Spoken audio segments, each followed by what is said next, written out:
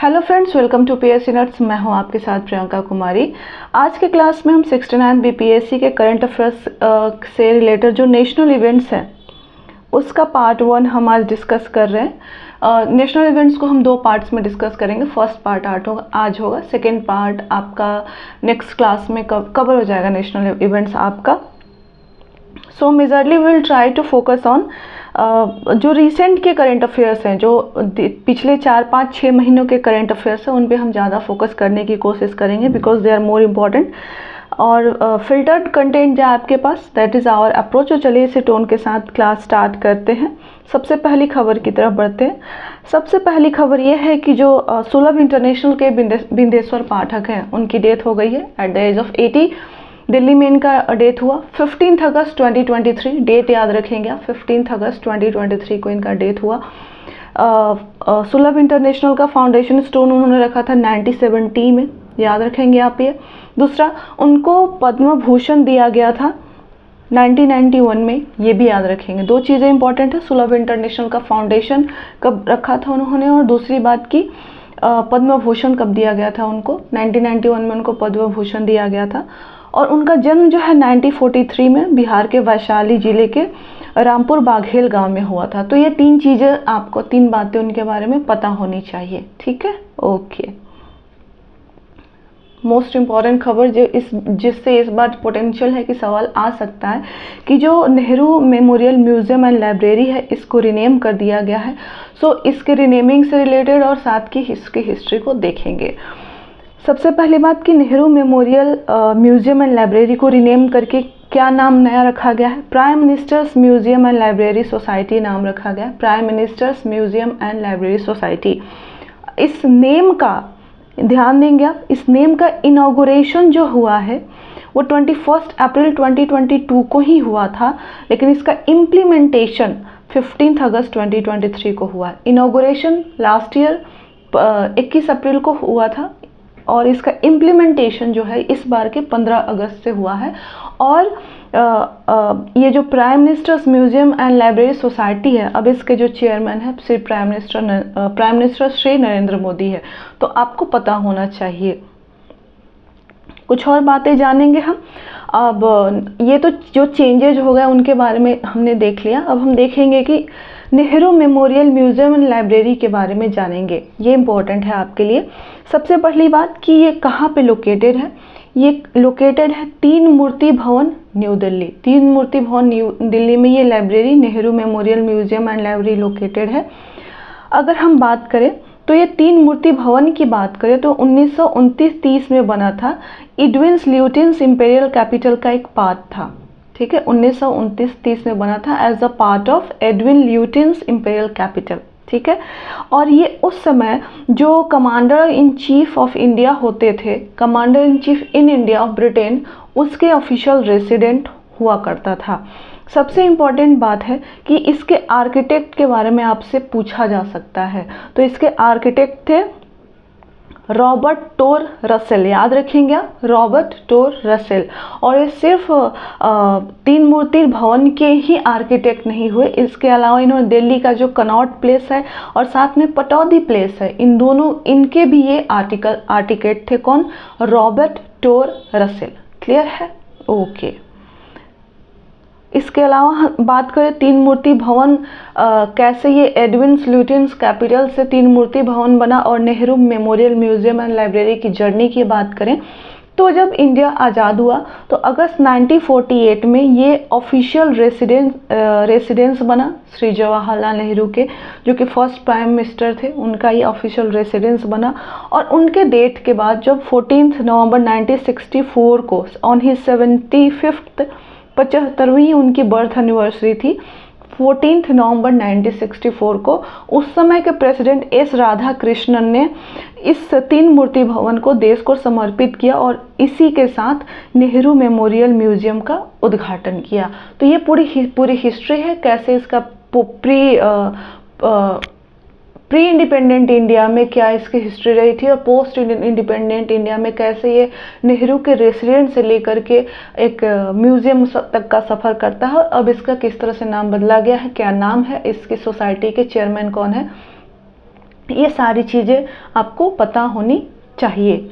Okay, so next खबर की तरफ बढ़ते हैं। अगली खबर है कि विश्वकर्मा योजना आपको पता होना चाहिए। 15 अगस्त 2023 को प्रधानमंत्री ने लाल किले से बहुत सारे चीज़ों का उद्घोषणा किया। साथ में उन्होंने विश्वकर्मा योजना की भी अनाउंसमेंट की। उन्होंने ये स्कीम जो है विश्वकर्मा स्कीम, ये कब लॉन्च की जाएगी?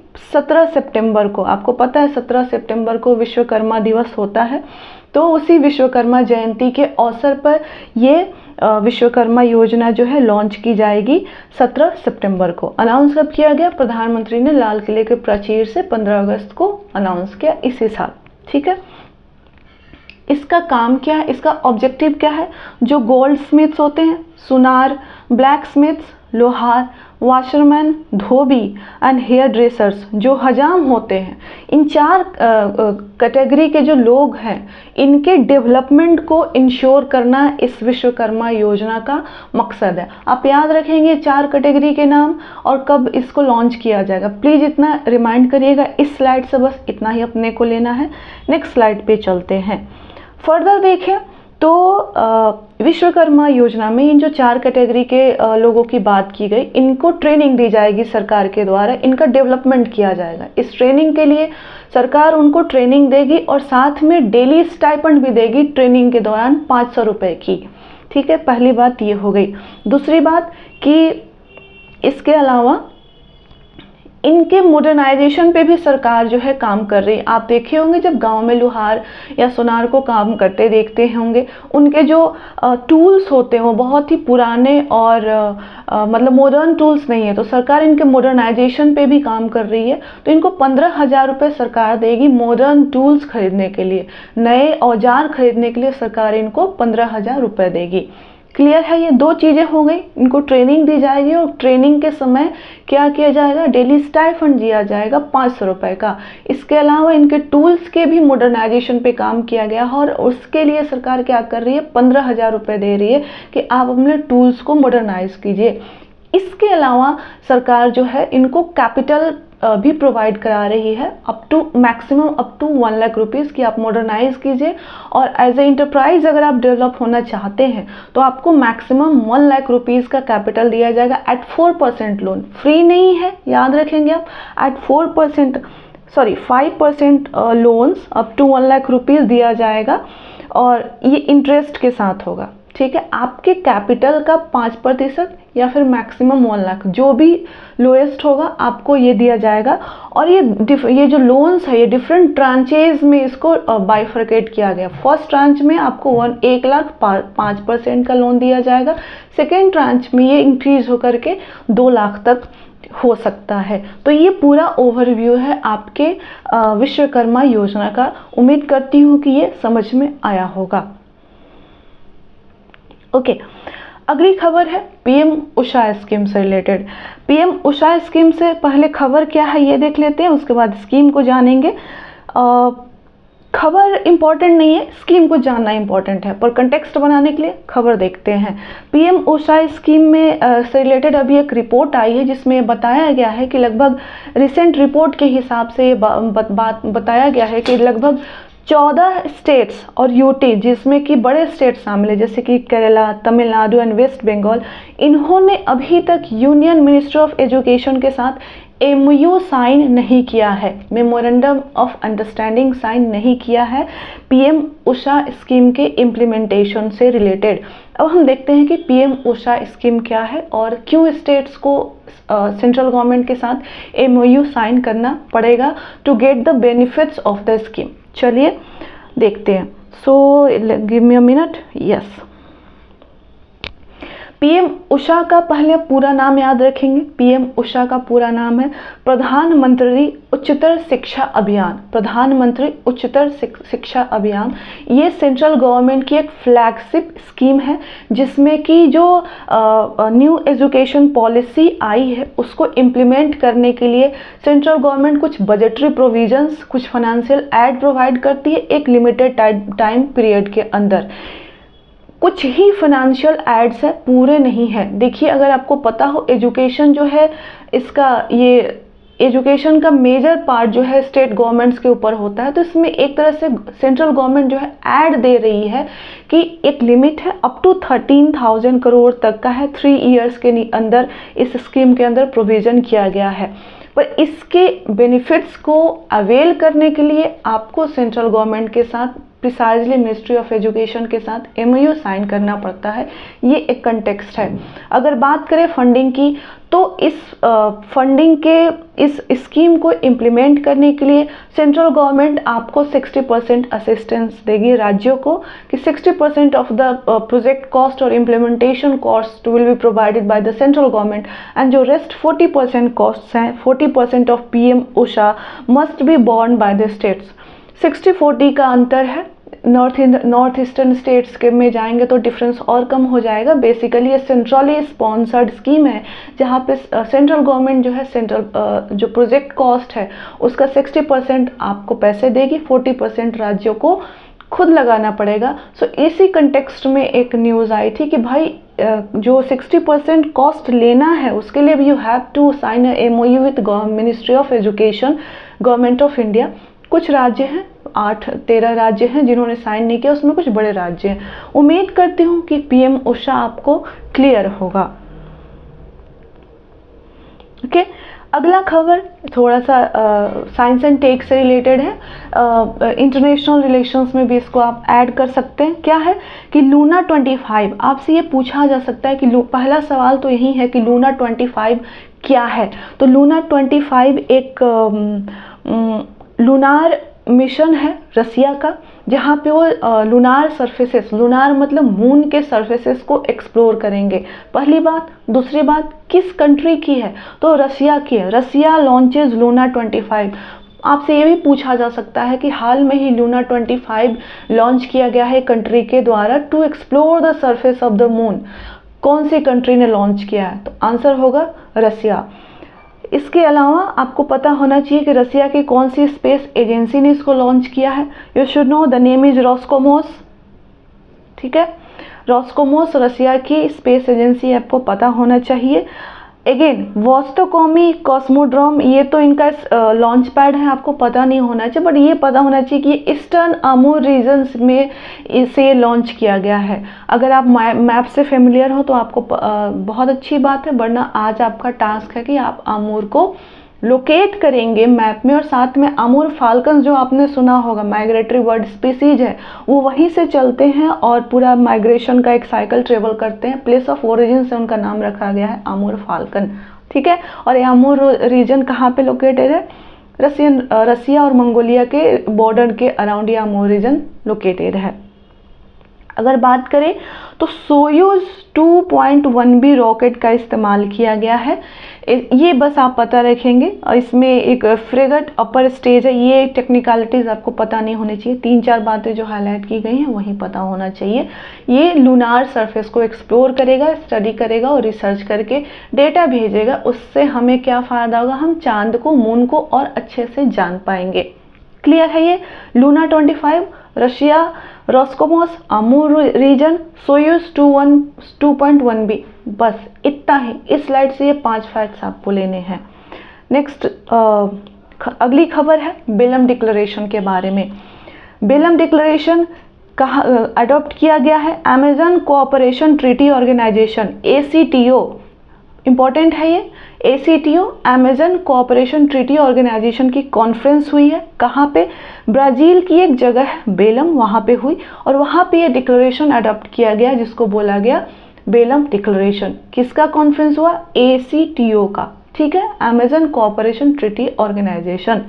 एम क्या है, बेलम डिक्लेरेशन की क्या बातें करता है कि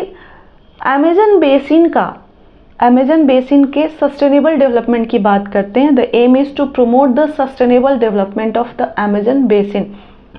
ठीक है, इम्पॉर्टेंट ये है कि ACTO में कितने मेंबर कंट्रीज़ हैं। इसमें 8 मेंबर कंट्रीज़ हैं, आप ध्यान देंगे 8 मेंबर कंट्रीज़ हो, और जो अमेजन बेसिन के सराउंडिंग जो कंट्रीज़ हैं वही हैं। नाम है Bolivia, Brazil, Colombia, Ecuador, Guyana, Peru, Suriname and Venezuela. आप जाएंगे और आपका काम है 2 चीज़ें, एक तो आमूर रीजन को आप लोकेट करेंगे मैप में, और दूसरी कि साउथ अमेरिकन कंट्री जो कि अमेजन के बेसिन के सराउंडिंग जो कंट्रीज है, एक बार उन पे आप नज़र घुमा लेंगे। कोशिश करेंगे एक ऑर्डर में याद रखें, इधर क्लॉकवाइज और एंटी क्लॉकवाइज, ठीक है। सो ACTO बेलम डिक्लेरेशन किस चीज़ के लिए स्टैंड करता है, ये बेलम जगह कहाँ की है और कौन कौन से कंट्रीज हैं, ये इतना आपको पता होना चाहिए। बढ़ते हैं अगली खबर की तरफ। अगली खबर है माया से रिलेटेड। माया क्या है पूछा जा सकता है आपसे। माया एक ऑपरेटिंग सिस्टम है। ऑपरेटिंग सिस्टम है, किसने डेवलप किया है? मिनिस्ट्री ऑफ डिफेंस ने डेवलप किया है। किस लिए डेवलप किया है? कि उनके जो कंप्यूटर्स हैं, उनके जो क्रिटिकल इंफॉर्मेशंस हैं, उनको साइबर अटैक से प्रोटेक्ट करने के लिए उन्होंने माया को डेवलप किया है। आपको ये पता होना चाहिए कि माया ये विंडोज़ ऑपरेटिंग सिस्टम से बेस्ड नहीं है, तो किस ऑपरेटिंग सिस्टम पे बेस्ड है? तो एक माया खुद एक ऑपरेटिंग सिस्टम है। किस पे बेस्ड है? एक ओपन सोर्स उबुंटू प्लेटफॉर्म है, ठीक है। उबुंटू प्लेटफॉर्म है, ओपन सोर्स प्लेटफॉर्म है। यहाँ पे free and publicly available software है। ये इसका इस्तेमाल करके इन्होंने माया ऑपरेटिंग सिस्टम डेवलप किया है। माया ऑपरेटिंग सिस्टम में एक इम्पॉर्टेंट फीचर आता है चक्रव्यूह फीचर, ध्यान देंगे आप। माया ऑपरेटिंग सिस्टम में एक इम्पॉर्टेंट फीचर आता है चक्रव्यूह फीचर। ये क्या है? And point anti malware and antivirus software है। ये एंटी मालवेयर और एंटीवायरस सॉफ्टवेयर है जो कि ऑपरेटिंग सिस्टम माया में इस्तेमाल हुआ है। 3 कीवर्ड्स है, माया, उबुंटू प्लेटफॉर्म एंड चक्रव्यूह। कट इट, इतना ही पता होना चाहिए। इससे ज़्यादा पढ़ेंगे PhD कर रहे हैं, टाइम वेस्ट कर रहे हैं। चलिए जी, अगला खबर है नीति आयोग ने एनुअल हेल्थ इंडेक्स जारी किया है 2020-21 का। देखते हैं NITI Aayog annual health index. Important इसमें क्या होगा कि बिहार का क्या पोजीशन है, ठीक है। चलिए 2020-21 के लिए जारी हुआ है और अगर आप थोड़ा सा फ्लैशबैक में जाएं तो ये कोविड ईयर है, 2020-21 कोविड ईयर है के लिए जारी हुआ और रिलीज कब हुआ है? इस साल मई 2023 में। क्लियर है ये? देखिए नीति आयोग अपने रिपोर्ट्स, अगर हेल्थ इंडेक्स की बात करें तो इस इंडेक्स को बनाने के लिए जो मेजर स्टेट्स हैं उनको डिफरेंट कैटेगरीज में डिवाइड करता है। 3 कैटेगरीज हैं, larger states, smaller states and UTs. इन तीनों में देखेंगे कि सबसे अच्छा किसने परफॉर्म किया और बॉटम में कौन आए। अगर हम लार्जर स्टेट्स की बात करें तो लार्जर स्टेट्स में कुल 19 राज्यों को रखा गया है और इन 19 राज्यों में Kerala, Tamil Nadu and Telangana first, second and third position पे आए हैं रिस्पेक्टिवली। केरला फर्स्ट पोजीशन पे है, तमिलनाडु सेकेंड पोजीशन पे है एंड तेलंगाना थर्ड पोजीशन पे है। याद रखेंगे किस में है? लार्जर स्टेट्स के कैटेगरी में। ये कैटेगरी बहुत इंपॉर्टेंट है, ठीक है। और लार्जर स्टेट्स के कैटेगरी में ही बिहार आता है जिसको कि बॉटम 19वें पोजीशन पे रखा गया है, ये भी याद रखेंगे। और बिहार से ऊपर यानी 18वें पोजीशन पे यूपी आता है। क्लियर है ये? लार्जर स्टेट के कैटेगरी में ही बिहार को रखा गया है, लेकिन हम बॉटम है, जो 19 स्टेट्स की लिस्ट है उसके बॉटम पे आते हैं हम। और सबसे टॉप पे कौन है? केरला, सेकेंड तमिलनाडु, थर्ड तेलंगाना और यूपी हमारे से एक स्थान पहले 18वें पोजीशन पे है। अगर हम बात करें स्मॉलर स्टेट्स की तो स्मॉलर स्टेट्स में टोटल 8 स्टेट्स को रखा गया है। अगर इसमें बात करें कि स्मॉलर स्टेट्स की कैटेगरी में बेस्ट परफॉर्मिंग स्टेट कौन सा है तो Tripura is the best performing state in the smaller state category. अगर हम बात करें स्मॉलर स्टेट की कैटेगरी में अगेन मणिपुर बॉटम पे है, सबसे नीचे है। अगर यूनियन टेरिटरीज की बात करें तो लक्षद्वीप हमारा टॉप परफॉर्मर रहा है और दिल्ली वर्स्ट परफॉर्मिंग यूटी के कैटेगरी में आई है। इतना आपको पता होना चाहिए, इससे ज़्यादा नॉट रिक्वायर्ड। बिहार का पोजीशन कहाँ है, किस कैटेगरी में है, कौन से पोजीशन पे, दैट्स इट। इससे बियॉन्ड नॉट रिक्वायर्ड। नेक्स्ट देखिए, दिल्ली ऑर्डिनेंस बिल पास हो गया है। अब ऑर्डिनेंस और इस पर काफ़ी कंट्रोवर्सी रही है, तो ये आपसे पूछा जा सकता है। So we need to have a look. हमें एक अच्छा इस पर एक थोड़ा सा ब्रीफ लुक चाहिए।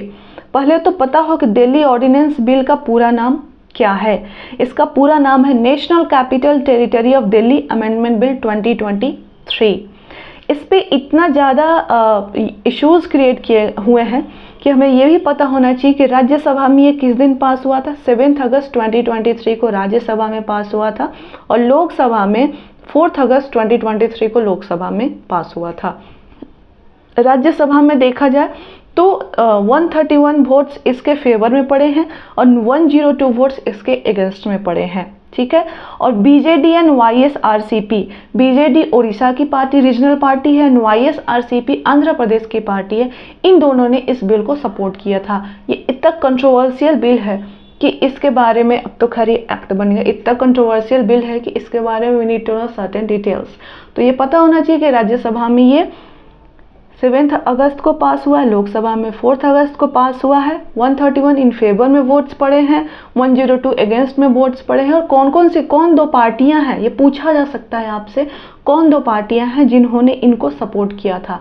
सो बीजेडी एंड YSRCP, बीजेडी कहाँ की पार्टी है, उड़ीसा की पार्टी है। YSRCP कहाँ की पार्टी है, आंध्र प्रदेश की पार्टी है। अब इस बिल के अंदर, ये तो बिल का इंट्रोडक्शन होगा, बिल के अंदर के प्रोविजंस देख लेते हैं कि कौन से इतने कंट्रोवर्शियल प्रोविजंस है जिसकी वजह से इतना हो हल्ला हुआ है। अब देखिए सबसे पहला प्रोविजन है कि बिल जो है सेंट्रल गवर्नमेंट को कंट्रोल देती है किसके ऊपर, जो दिल्ली के ब्यूरोक्रेट्स हैं, जो वैसे ब्यूरोक्रेट्स जो दिल्ली गवर्नमेंट के अंदर काम करते हैं, उनका कंट्रोल अब किसके पास चला जाएगा, सेंट्रल गवर्नमेंट के पास चला जाएगा। जैसे कि सस्पेंशन, उनके अगेंस्ट अगर इंक्वायरी करनी हो तो ये सारी चीज़ अब सेंट्रल गवर्नमेंट के डोमेन में चलेगी। दिल्ली सरकार के पास इसके रिगार्डिंग कोई पावर नहीं है। इसके अलावा अगर हम बात करें तो जो दिल्ली के लेफ्टिनेंट गवर्नर हैं उनको काफ़ी डिस्क्रिशनरी पावर्स दिए जाते हैं इस बिल के द्वारा, जैसे कि दिल्ली लेजिस्लेटिव असेंबली को समन करना, प्रोरोग करना, डिसॉल्व करना, ये सारे डिस्क्रिशनरी पावर हो जाएंगे। एक सर्टेन कमेटी है, उसका नाम मुझे याद नहीं आ रहा, उस कमेटी के रिकमेंडेशंस को मानना या नहीं मानना ये भी जो लेफ्टिनेंट गवर्नर है उनका एक डिस्क्रिशन हो जाएगा। तो एक काइंड ऑफ दिल्ली के ऊपर सर्टेन एटलीस्ट एडमिनिस्ट्रेशन के ऊपर ओवर राइडिंग पावर दे दिया गया है सेंट्रल गवर्नमेंट को द्वारा। और ये जनरली जो लेजिस्लेटिव असेंबली या फिर इन जनरल पार्लियामेंट, लोकसभा के जो सम्मान और प्रोरोग की जो बातें होती हैं वो प्रेसिडेंट या फिर गवर्नर या फिर यहाँ पर लेफ्टिनेंट गवर्नर एग्जीक्यूट करते हैं, एक्सरसाइज करते हैं at the aid and advice of council of ministers. पर दिल्ली के केस में इस अमेंडमेंट से ये डिस्क्रिशन दे दिया गया है लेफ्टिनेंट गवर्नर को। सो ये थोड़ा सा कंट्रोवर्शियल इशू है, आपको ये पता होना चाहिए। चलिए जी, नेशनल क्राइम रिकॉर्ड्स ब्यूरो का एक रिपोर्ट आया है 2021, ये रिपोर्ट 2021 के का है और इसके बेसिस पे list of missing women in India निकाला गया है और मिनिस्ट्री ऑफ होम अफेयर्स ने भी इस पे काफ़ी इस रिपोर्ट पे मिनिस्ट्री ऑफ होम अफेयर्स से काफ़ी सवाल पूछे गए हैं। तो आपको पता होना चाहिए कि सबसे ज़्यादा कौन सा ऐसा स्टेट है जहाँ पे सबसे ज़्यादा मिसिंग वुमेन है, वुमेन मिस कर रही हैं मिसिंग, तो वो महाराष्ट्र है। 56,400, ये डेटा इंपॉर्टेंट नहीं है, महाराष्ट्र में सबसे ज़्यादा नंबर ऑफ मिसिंग वुमेन है एंड सेकेंड पोजीशन पे मध्य प्रदेश है। ये हम किस रिपोर्ट के बेसिस पे बात करें, नेशनल क्राइम रिकॉर्ड्स ब्यूरो के रिपोर्ट के बेसिस पे बात कर रहे हैं जो कि 2021 की रिपोर्ट है। बस इतना ही पता होना चाहिए। अगली खबर है कि वर्ल्ड सिटीज़ कल्चर फोरम, एक वर्ल्ड सिटीज़ कल्चर फोरम एक kind of non profit organisation है। सो पहली इंडियन ये सवाल आपसे पूछा जा सकता है, which is the first Indian city to join world cities culture forum. Answer होगा Bengaluru. Bengaluru is the first city to join world cities culture forum. World cities culture forum में क्या है कि वर्ल्ड वाइड लगभग 40 से ज़्यादा सिटी जो हैं वो एक साथ काम कर रहे हैं, इंटीग्रेट हो रहे हैं और they will work to place culture at the heart of cities growth and investment. अब जो ड्राइवर्स होंगे, किसी भी सिटीज़ के ड्राइवर्स होंगे, इकोनॉमिक डेवलपमेंट, ये सारी चीज़ें होंगी, बट उसके सेंट्रलिटी में उस सिटी के कल्चर को रखा जाएगा और इसी पर्पस के साथ वर्ल्ड सिटीज़ कल्चर फोरम काम करती है। और अब बेंगलुरु भी इसमें इंडिया के तरफ से फर्स्ट सिटी ऐड हो गया है। अगर हम बात करें कि बेंगलुरु बेस्ड एक ऑर्गेनाइजेशन है अनबॉक्सिंग बेंगलोर, अनबॉक्सिंग बेंगलोर, और ये बेंगलोर को रिप्रेजेंट कर रहा है डिफरेंट फोरा पे, और वहीं वर्ल्ड सिटीज़ कल्चरल फोरम में पार्टिसिपेट किया है। याद रखेंगे आप, बहुत डिफ़िकल्ट तो नहीं है, है ना। ओके, चलिए ये खबर बहुत इंपॉर्टेंट है। Mines and minerals development and regulations amendment bill 2023 के इंपॉर्टेंट प्रोविजंस को जस्ट एज अ ग्लांस देखेंगे। सबसे पहली बात तो यही है कि कौन से एक्ट को ये अमेंड कर रहा है बिल। तो माइंस एंड मिनरल्स एक्ट 1957 जो माइनिंग इंडस्ट्री को रेगुलेट करती है इंडिया में, उसको अमेंड किया जा रहा है। कुछ चीज़ें हैं जो इस बिल से हटाई जा रही हैं, कुछ चीज़ें हैं जो इस बिल में ऐड की जा रही हैं। तो सबसे पहली बात कि जो लिथियम है, याद रखेंगे आप, लिथियम जो है उसको रिस्ट्रिक्टिव एटॉमिक मिनरल्स के लिस्ट से हटाया जा रहा है। एटॉमिक ये एरर है, टाइपिंग एरर, इसको अवॉइड करेंगे आप। रिस्ट्रिक्टिव एटॉमिक मिनरल्स के लिस्ट से लिथियम को हटाया जा रहा है, और साथ में ही एक नई कैटेगरी ऐड की जा रही है इस एक्ट में। पहली बात क्या हुई कि लिथियम को हटाया जा रहा है, कहाँ से, रिस्ट्रिक्टिव एटॉमिक मिनरल्स के कैटेगरी से। दूसरी बात क्या हुई कि एक नई कैटेगरी ऐड की जा रही है। कौन सी कैटेगरी है वो, क्रिटिकल एंड स्ट्रेटेजिक मिनरल की कैटेगरी ऐड की जा रही है, और इसमें 8 एटॉमिक मिनरल्स हैं उनको ऐड किए जाएंगे। जैसे फॉर एग्जांपल जर्कोनियम, ऐसे मिनरल्स हैं जिनमें जर्कोनियम के ट्रेसेस मिलते हैं। बीच सैंड बेस्ड मिनरल्स हो गए, टाइटेनियम हो गए, यूरेनियम हो गया, थोरियम हो गया। तो इस तरह के मिनरल्स हैं, इस तरह के 8 मिनरल्स हैं जिनको एक नया कैटेगरी बना के critical and strategic minerals add किया जा रहा है। इस पे इनके रेगुलेशन पे स्ट्रिक्ट रेगुलेशंस होंगे, and only central government will be authorised to issue lease in this regard. अगर हम बात करें तो एक और नया प्रोविज़न है कि only central government can grant lease to certain high value mineral such as gold, silver, platinum etcetera. सिर्फ जो हाई वैल्यू मिनरल्स हैं हमारे कंट्री में, इसमें सिर्फ सेंट्रल गवर्नमेंट ही इसमें लीज ग्रांट कर सकती है। अगला सवाल है जाइलेला फास्टिदियोसा। अगला खबर है जाइलेला फास्टिदियोसा। ये क्या है, ये एक vector transmitted bacterial plant pathogen है। जाइलेला फास्टिदियोसा क्या है, vector transmitted bacterial plant pathogen है। ये क्या, इससे क्या होता है कि इससे सीरियस डिजीज, ये डिजीज से रिलेटेड है, बहुत सारे प्लांट्स के डिजीज से रिलेटेड है। एक डिजीज का नाम है पियर्सर्स डिजीज। पियर्सर्स डिजीज ये अंगूर में होती है, ग्रेप वाइन्स में होती है, उससे ये रिलेटेड है, और मेजरली नॉर्थ और साउथ अमेरिकन कंट्रीज इसमें ज़्यादा अफेक्ट होते हैं। तो आपको पता होना चाहिए पियर्सर्स डिजीज क्या है, इसका वेक्टर पैथोजन का क्या नाम है, जाइलेला फास्टिदियोसा। ठीक है, दो ही चीज़ें पता होना चाहिए, पियर्सर्स डिजीज किस में होता है, ग्रेप वाइन में होता है, वेक्टर का क्या नाम है, जाइलेला फास्टिदियोसा। इसके देखिए एडिटिंग एरर। इसके बाद अगली खबर पे आते हैं, जन अविश्वास amendment bill 2023।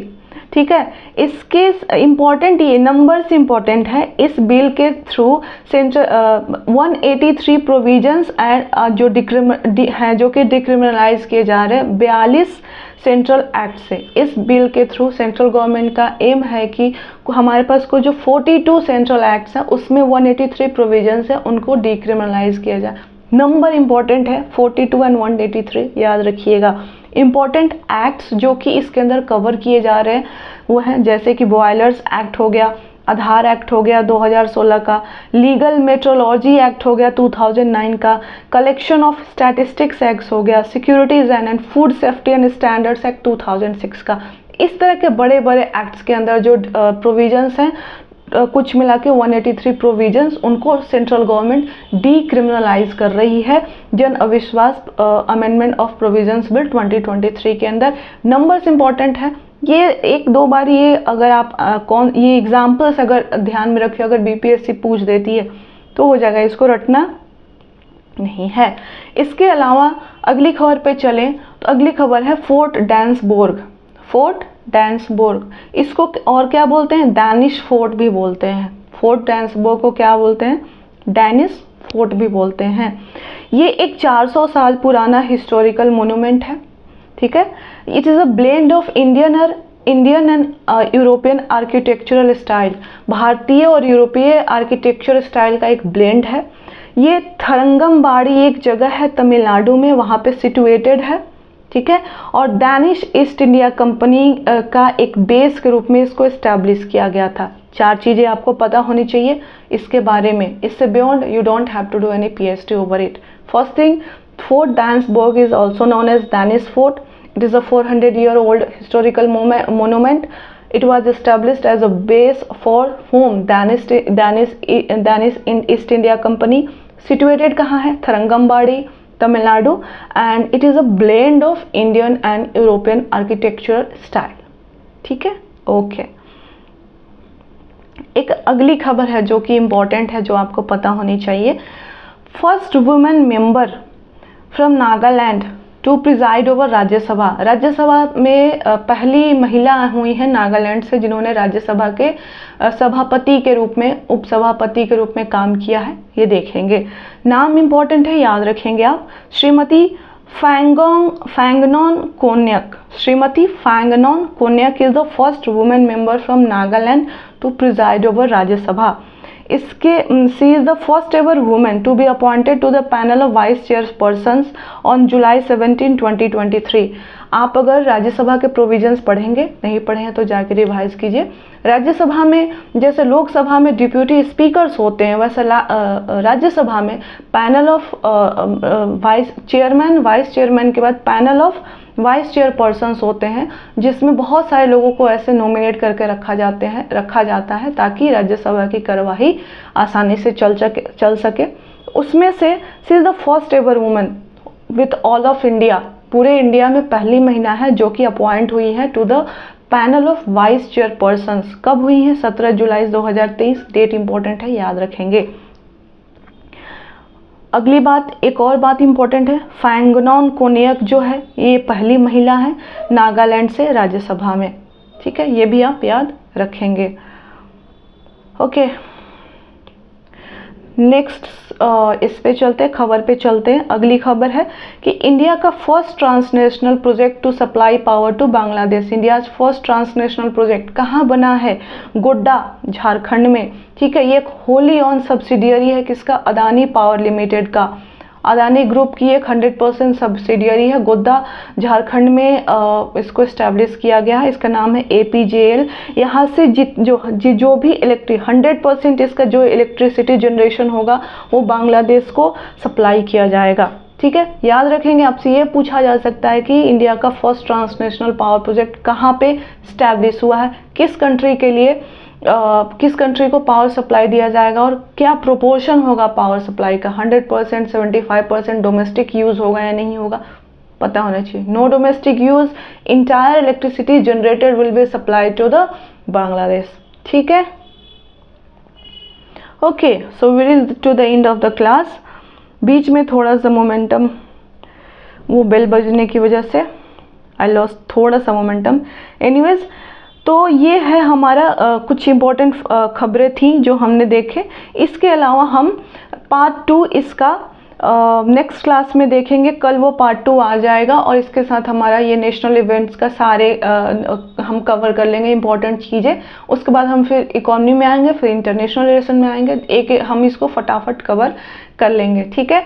So I thank you very much for watching this video and I wish you all the very best. Sayonara.